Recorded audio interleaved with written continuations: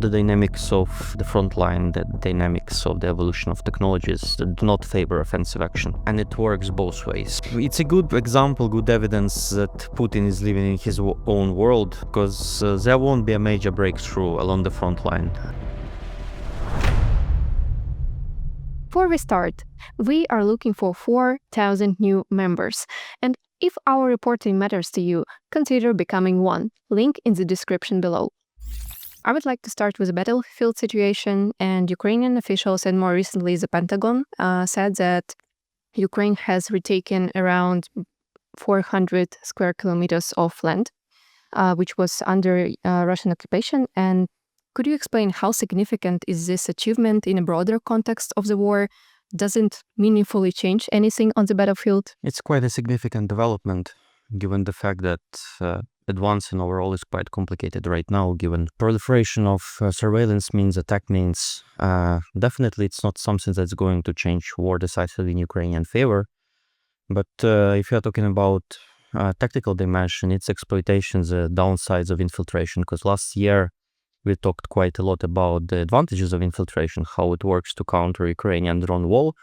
But people didn't talk much about the other side, the weak point of infiltration. So we exploit this. And strategically, it's also quite important because it undermined the narrative that Russia spreads that sooner or later, given the preponderance of resources in absolute numbers, it's going to prevail. So it's a good counterpoint also strategically. So it's quite a development both from the point of view of military dimension and also strategically. Right now we have pretty favorable weather conditions both for Ukraine and for Russia. And can Ukraine capitalize this momentum, right, to expand those gains in 2026? As far as I understand, we have a plan to cut Russian inroads, because if you look at the battlefield, it's very dynamic, and there are sometimes so-called tentacles formed within this infiltration process. So as far as I understand, our military command has a plan to cut these tentacles, maybe not everywhere, but at certain parts of the front line. For obvious reasons, we're not going to discuss specific parts of the front line.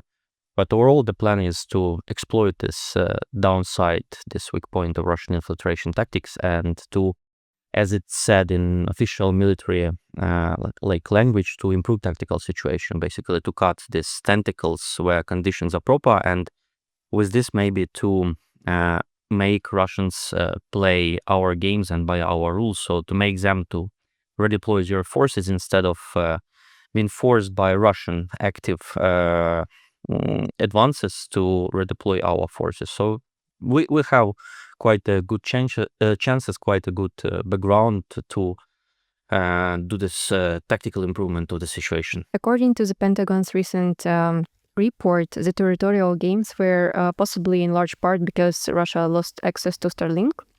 And has Russia managed to solve this battlefield communications issue? And if yes, how?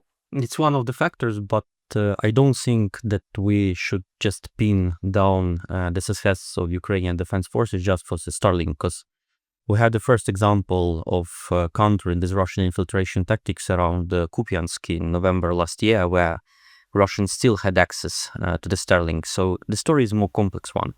Overall, it's the lack of quality of this Russian one-way infantry that is doing infiltration, and inability to do so-called consolidation of positions, again, given the changes in tactics, in technology, plus their inability to have access to Starlink, given proactive Ukrainian position at the beginning of the February request out of Mikhailo Fedorov to Elon Musk that this technology should be denied. And this first negatively affect undermine Russian command and control, because the system is quite instrumental. Everyone knows disadvantages. Plus, it gives Ukraine advantage because we quite extensively employ Starlink technology with mid-strike campaign, so-called for guidance. So it also shaped the battlefield in a way that is favorable to Ukraine and disadvantages for Russia. So yeah, it's one of the factors, but to explain everything by just one factor, tangible effect, I think it's not proper. Despite reports of Ukrainian advances on the battlefield, Ukrainian monitoring project Deep State said on May the 18th that Pokrovsk city that was fought over for several years was occupied by Russia, fully occupied. And what is the current situation here, and which settlement is likely to become Russia's next objective in Donetsk Oblast? First of all, I think we need to remind people that this battle for Pokrovsk started in August 2024. So it took Russians more than a year and a lot of losses to capture the remnants of the settlement. And it's also a good reminder for us that, yes, we discuss now positive developments for Ukraine, but all these adjustments, all these improvements, they do not mean that front line fully stabilized. There are still number of accesses along the front line. One of them is Pokrovsk direction, or it's better to say Dobropilya direction right now. Also around Konstantinivka to the east of Slavyansk and Kramatorsk, where Russians try to advance and have some local success. Basically, right now, if you're talking about this axis, Russians try to capture fully Rodinska to create conditions for further advance to Dobropilya, and also they want to advance to the north west from Pokrovsk through Hrishina, basically. But otherwise, their goal is the same one. It's to capture Slavyansk and Kramatorsk agglomeration, and with this to declare that they fully capture Donetsk region, to have at least certain evidence why so much blood was spilled, why a lot of destruction, opportunity cost lost basically for Russia. But right now it's about creating maybe conditions for eventual capture. So Russians would try to advance along this like semicircle that start from Liman and end precisely around Pokrovsk.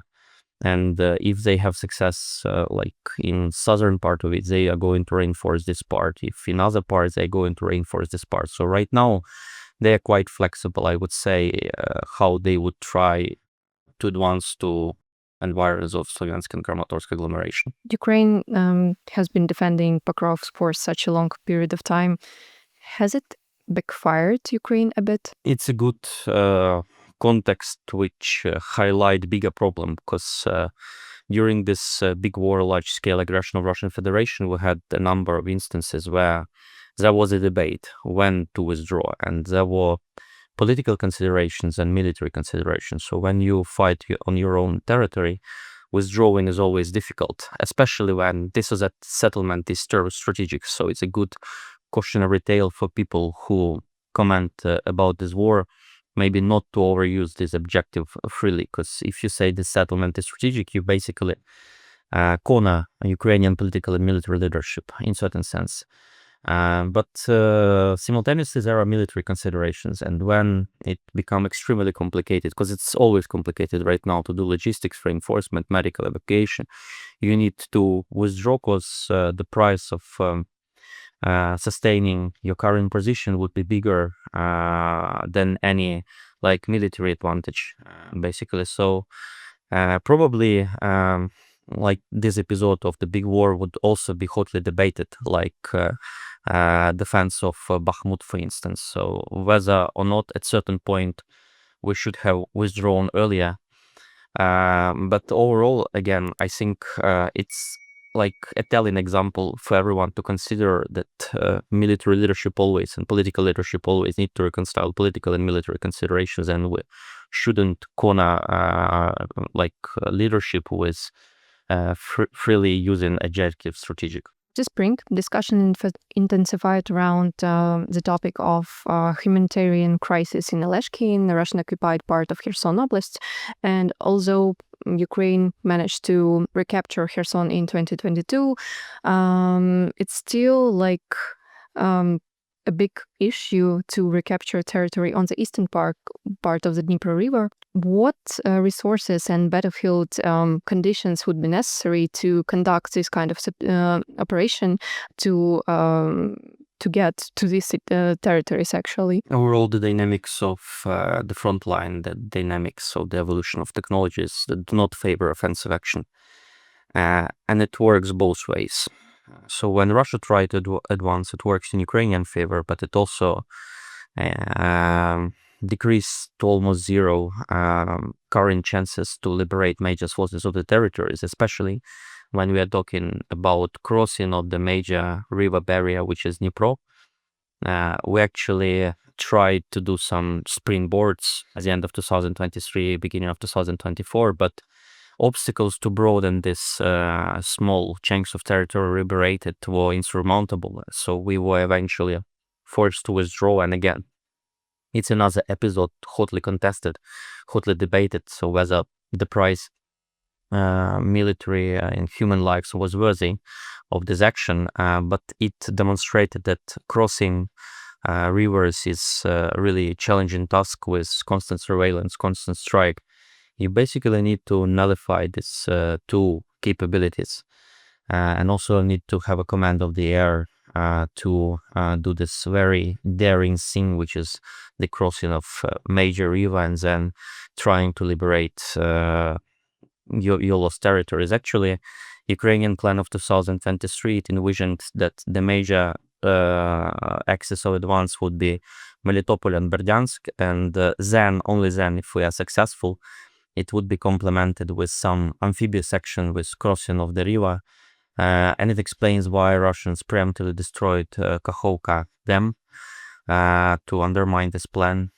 So it's a good reminder that context is very important. Geographic context plus the way people are fighting, with which technologies and how they fight. Russian forces are also advancing in Dnipropetrovsk Oblast. How difficult the situation is here? As far as I understand, situation now is better than it was at the beginning of the year, given the counter attacks we've done actually, and since Russians don't have absolute advantage in manpower, it's relative advantage, and they can simultaneously advance everywhere. They need to prioritize, so they simply don't have enough forces to simultaneously advance in Donetsk region, in Zaporizhia region, and also in Dnipropetrovsk region.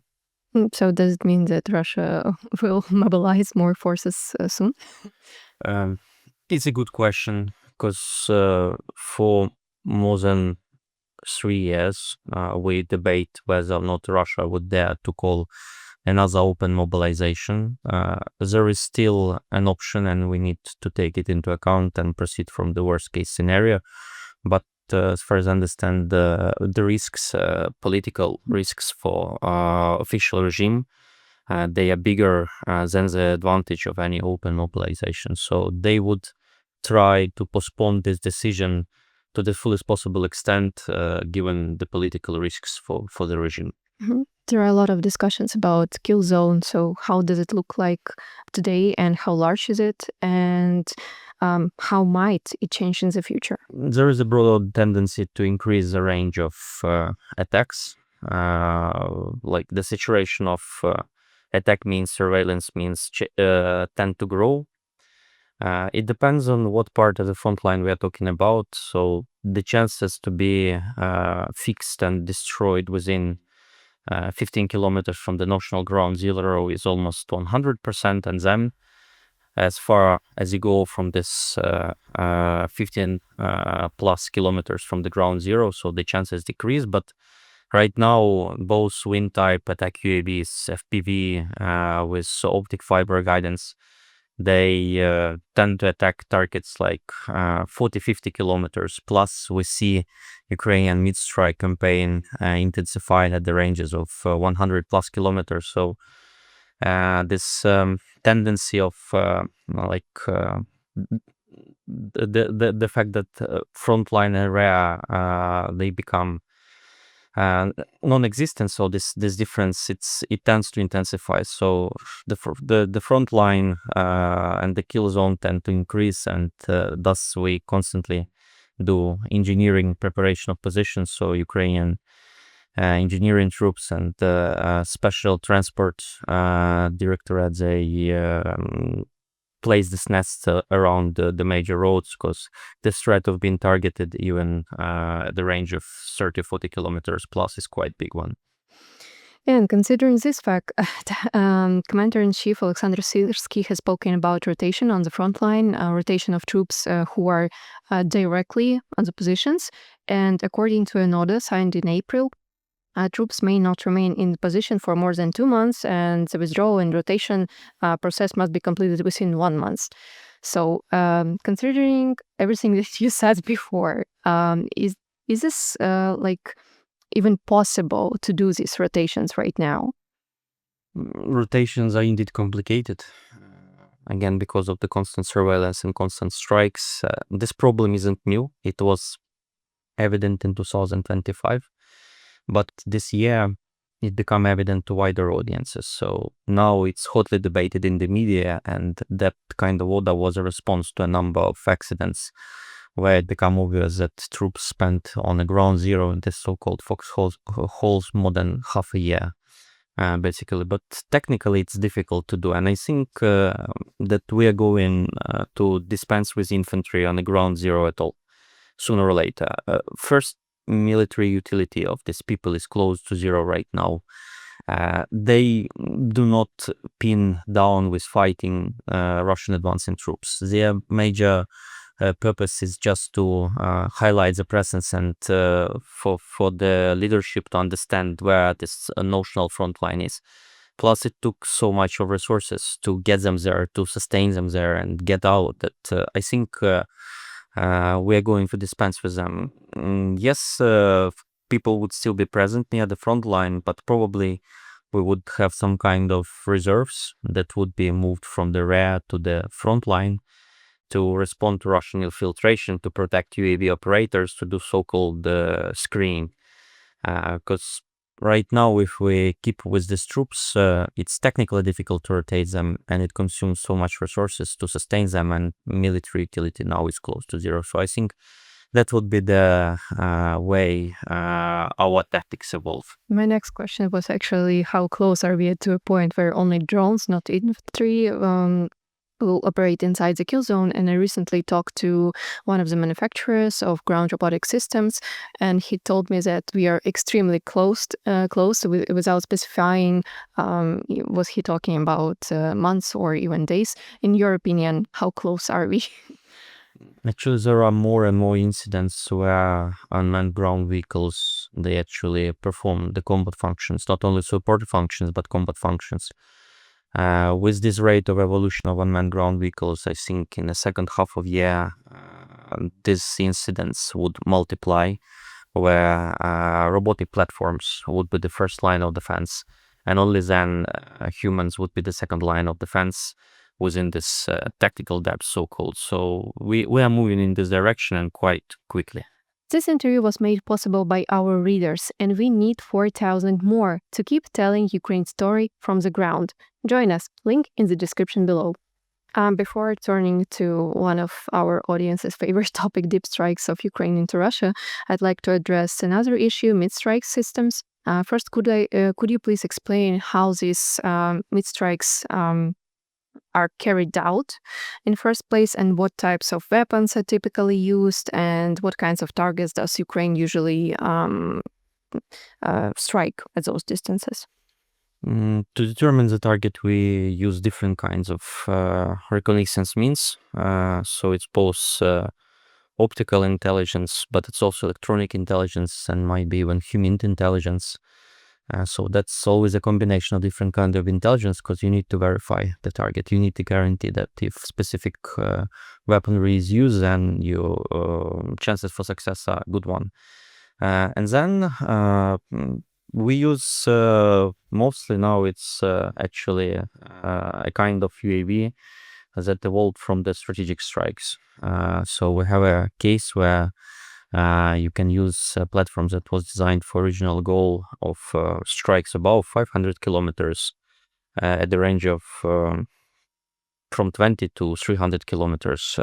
Basically, it's FP2. It's one of the mainstays of missile strike. And we prioritize different types of targets, but like 50% of it approximately are air defense. We use the fact that there is so-called radio horizon, and Starlink communication allowed to fly really low beyond the radio horizon. Thus, we destroy in dozens, if we're talking about numbers, different classic surface-to-air missiles. and it has added value in itself and also indirectly contribute to strategic strikes, and also create corridors for further mid strikes where we target warehouses, where we target locomotives with fuel and ammo, where we target FSB headquarters. Number of instances was so the whole range of targets which relate to the grouping of forces' ability to sustain itself and function. So everything, electronic warfare, also command and control. So all this is targeted by Ukrainian mid-strike campaign, and also logistics, and thus it shaped the close battlefield in a way that is favorable to Ukraine. Yeah, and my next question was how much progress has Ukraine made in recent months in this area?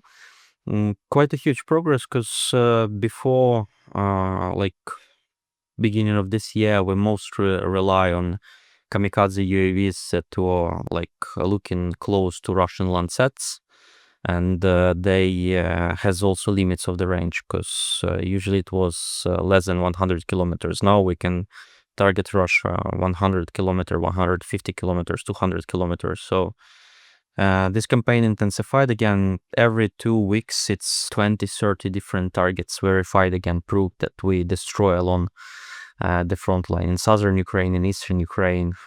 So that's the calculation currently. Ukraine has waged an active campaign against Russian oil infrastructure this year. Can we now speak of parity between Ukrainian long-range strikes and Russian long-range strikes, or does Russia still has a significant advantage in this field? Russia still has an advantage because they do so-called combined attacks, relying both on UAVs but also on ballistic and cruise missiles. Unfortunately, our capability in this case is a limited one. It's still developed, so we can't do at scale classic combined attacks at a proper range. So to effect with these combined strikes, European part of Russia, where their economic activity is conducted, their population areas are settled. So we're still limited by our means, but in one-way attack UAVs, we are now at parity, roughly speaking. So in this case, we leveled the playing field, and Ukrainian military-industrial complex, supported financially by our partners, by Norway, Denmark, Sweden, Germany, it can produce the comparable amount of one-way attack UAVs as Russia employing against Ukraine. You mentioned the use of artificial intelligence in drone warfare earlier. In general, what is your assessment of this use? How is it difficult to implement AI in drone warfare nowadays on the battlefield? And are there risks of using the AI on the battlefield? There is a major challenge, because whether or not you would retain human in the loop is open question, because there are basically ethnic risks and security risks. Because militarily it should be autonomous, it should be independent. If you're just talking about military logic, it should be independent of the human.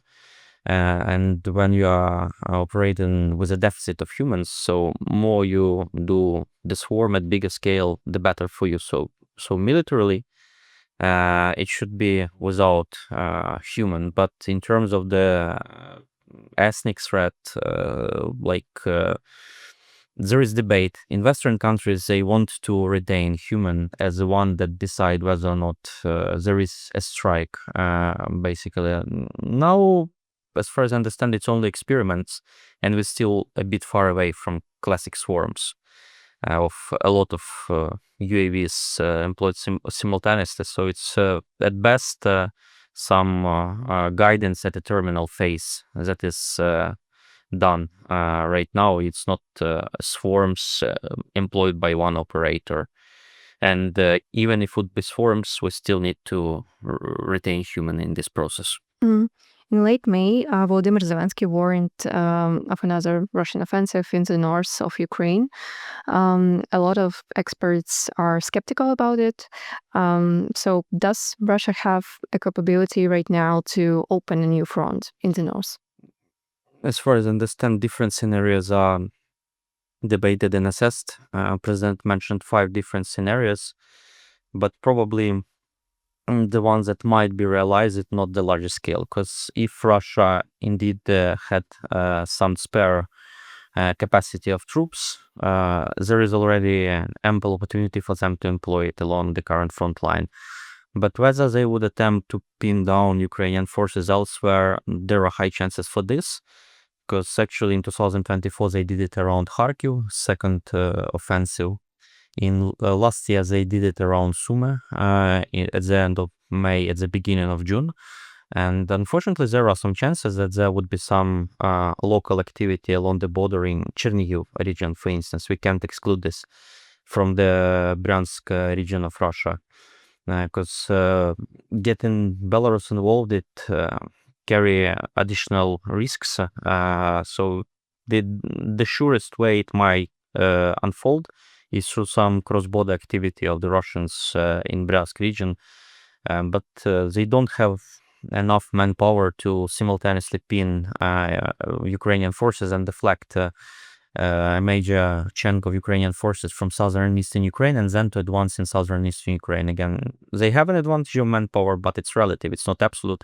Plus their recruitment rate now decreased a little bit, plus we kill and wound more than they recruit, and so their ability to use this relative advantage of manpower decreased. So I think if it's going to happen, it would be limited cross-border activity. Are the chances of involving Belarus high in this case or not? Well, again, military men prepare for the worst case scenario. They can't exclude this kind of scenario. Maybe the rationale of Putin visiting Xi Jinping recently was to debate this more proactive involvement of Belarus in aggression against Ukraine. Whether positive decision approval was received, we do not know. But even if Belarus is involved, again, the geography of the theater of actions plus the way technologies evolve won't give Russia huge advantage.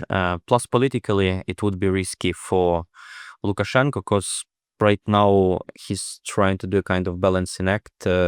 He is in dialogue with US. He freed some political prisoners, and he wants to have an active dialogue with US, to lesser extent with Europe.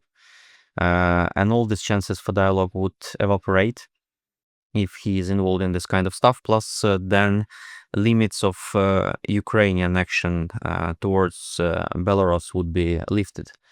And it both, we're talking about economic, some specific economic capability, economic enterprises, major one Belarusian, that might be attacked very easily.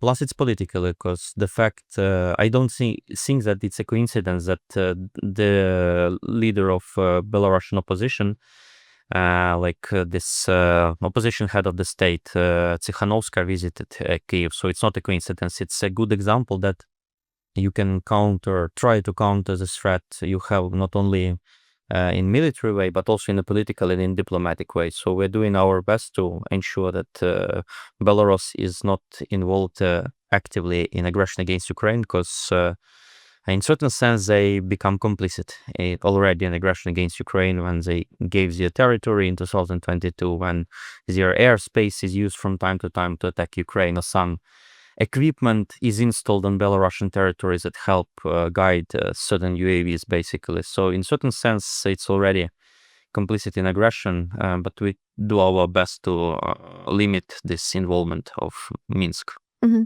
In March, Ukraine launched more long-range strikes against Russia than Russia did against Ukraine. It happened for the first time. But we still see how deadly Russian strikes are against Ukrainian civilian targets. For example, that happened on 24th of May.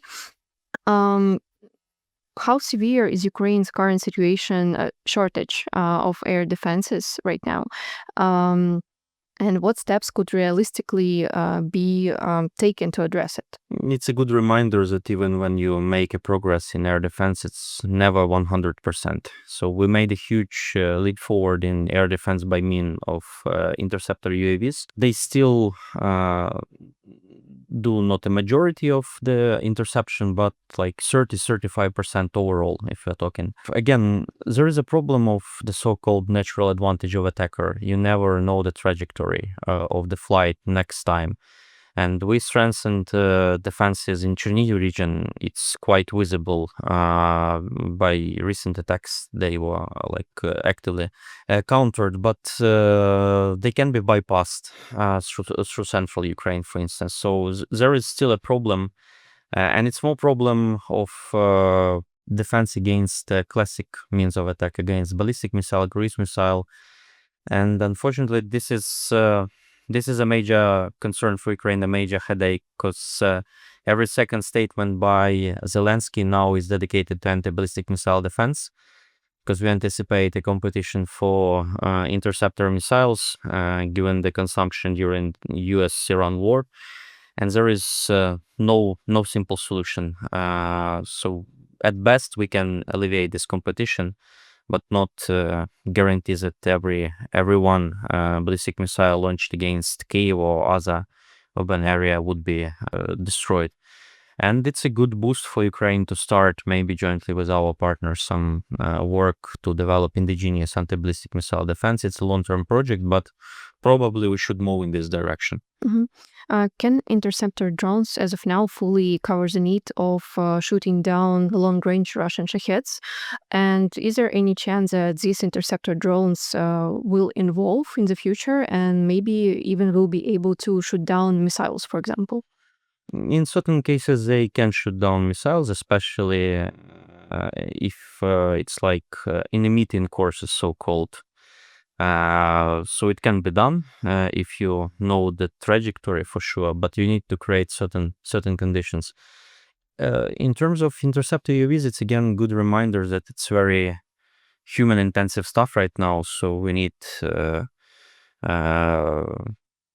UAV operators basically in proper quantity to employ them. And if artificial intelligence is integrated at scale, and again, if so-called coverage of the country, so when you understand situation properly, situation awareness is good one, then we can envision the situation where interceptor UAVs would shoot down not 30-35% or 40% of all Shahids, but maybe 2/3 of all Shahids, because right now army aviation helicopters, they perform also a very meaningful role in this process. So it would take some evolution of technologies plus better situation awareness what is going on in the air, because there are still gaps in coverage, in radar coverage of Ukraine territory. So some improvements are necessary, but yes, we can increase the interception rate relying on interceptor UAVs. You've mentioned gaps. Is it related to the quantity of radars or their quality? It's also quantity, because the radar which is used, it's a kind of a mainstay in these teams that employ UAV interceptors. Its coverage, its radius is just 20 kilometers. If Russians properly calculate the flight path, and if it's not above the active front line, but through Chernihiv, Sumy region, to a certain extent Kharkiv region, or through southern Ukraine, I mean like Black Sea, it's there are still gaps, because if this UAVs they pass through the front lines, then there is a first line of defense, second line of defense, quite a lot of this type of radars, but otherwise there are still gaps. Bloomberg recently reported that Vladimir Putin allegedly wants to end the war on his own terms, obviously, by the end of this year. Do you see that as something realistic? It's a good example, good evidence that Putin is living in his own world, that he assesses situation differently. But the problem how we send proper signals, and for him to read these proper signals, because there won't be a major breakthrough along the front line right now, and Russians won't be able to capture major sources of Ukrainian territories. So on the battlefield, their prospects are very bleak one in terms of radically changing situation in their favor in short of time. But since, again, Putin is very insulated in terms of information he receives or interpretation of the current developments, he might stick to his distorted worldview, to his distorted ideas that democracies, they weaker in terms of willpower. And this distorted reading of the situation might preserve his vain hope that if he just prolonged the war, that situation in the future might change radically in Russian favor. So they're not going to attain their declared maximalist political goals by military means this year, but how we send proper signals to Putin and he reads them in a way that it's favorable to us, necessary for us, it's still a major challenge both for Ukraine and for our partners. There are also concerns that Russia may not only fail to end the war in Ukraine, but also could expand actually the front to other European countries, especially in the Baltics, in Baltic states. Do you think there is a possibility that Russia could attempt military action here? There is good assessment by Netherlands military intelligence that right now, with most of the forces concentrated in aggression against Ukraine, chances for another quite large-scale adventure and aggressive action against Baltic state is close to zero. So now chances are manageable, but simultaneously Baltic states prepare for the worst-case scenario, and Commander-in-Chief of, if I recall properly, Estonia Defense Forces, he said that there is still window of vulnerability Russia might exploit, like these states still not properly implementing all the measures to strengthen themselves, while Russia nominally retaining capability to launch aggression. So our partner states they are fearful of scenario where there is a cessation of hostilities between Ukraine and Russia, but Russian capability, at least part of it, is still preserved, still intact, and can be redeployed. So they're fearful of this scenario, and thus they aid Ukraine as much as possible as they can, again, to pin down these forces here, to check Russian aggression here.